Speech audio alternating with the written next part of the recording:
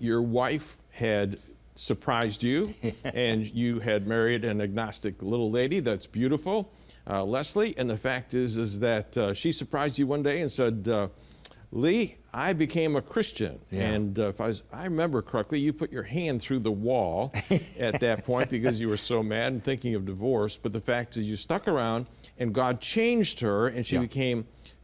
You tell the story. We met when we were 14 years old, so we kind of grew up together. And I always considered her a beautiful person, but almost like a rose that is beautiful when it's closed up. And that's how I knew her. And then after she became a follower of Jesus, it was like that rose just opened up.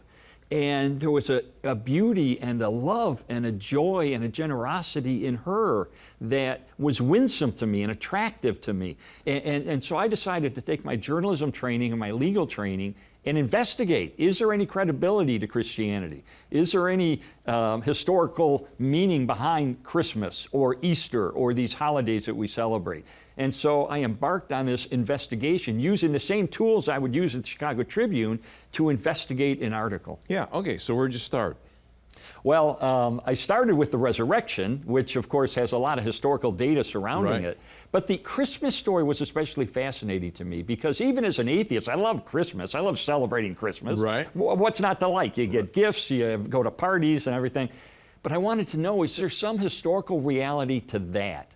And I began to investigate the historical record, and what I discovered really surprised me. I found that there's a lot of misconceptions, a lot of legends that have grown up, but when you get back to the original text and what actually took place, it does hold together historically. Yeah, take us through the text.